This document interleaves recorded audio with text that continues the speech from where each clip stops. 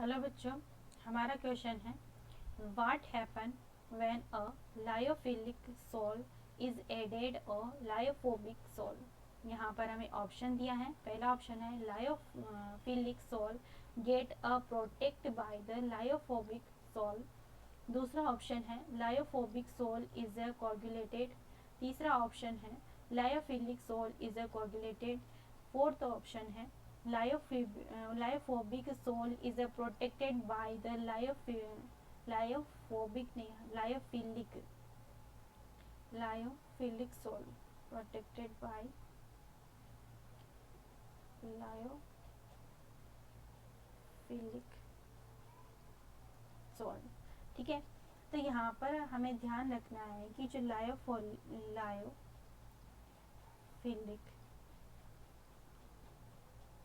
Lyophilic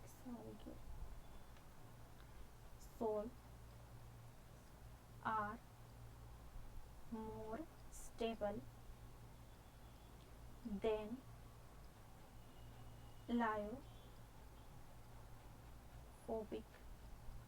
sol. ठीक है, पहली बात तो ये।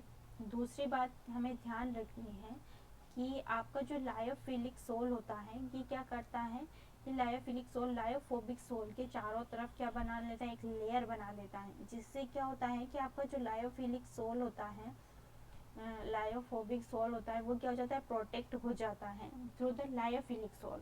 तो हम बोलेंगे कि lyophilic philic colloidal colloids have a unique properties of protecting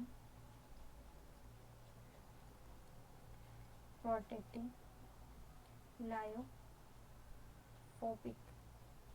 colloidals। ठीक है, इसकी यूनिक प्रॉपर्टी होती है, प्रोटेक्ट करने की प्रॉपर्टी होती है। और ये क्या करता है कि यहाँ पर हम वापस से लिखते हैं when a lyophilic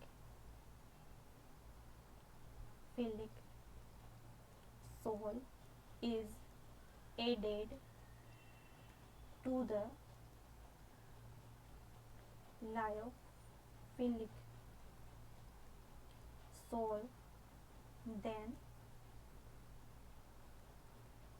that protect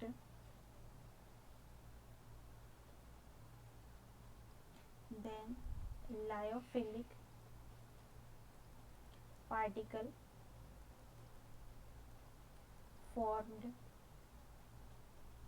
a layer around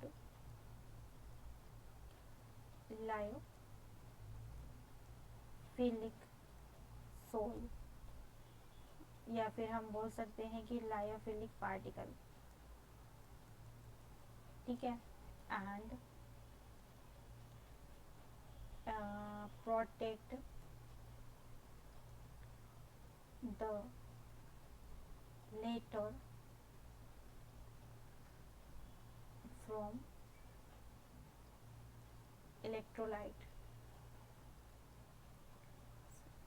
ठीक है, इस वजह से लायोफिलिक सोल को हम क्या बोलते हैं, लायोफिलिक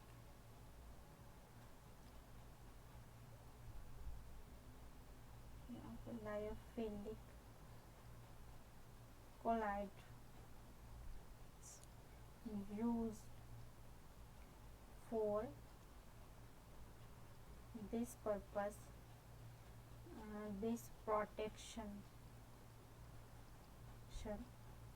purpose are called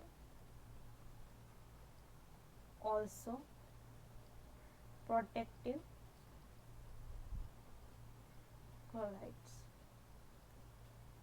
ठीक है, तो आपका ये फर्स्ट स्टेटमेंट याद रखना है, 2 3, एंड ये आपका फोर्थ स्टेटमेंट है, and this is a first statement.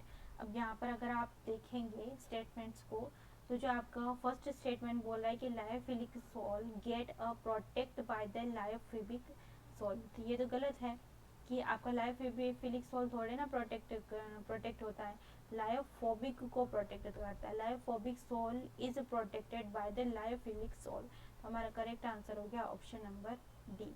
Thank you.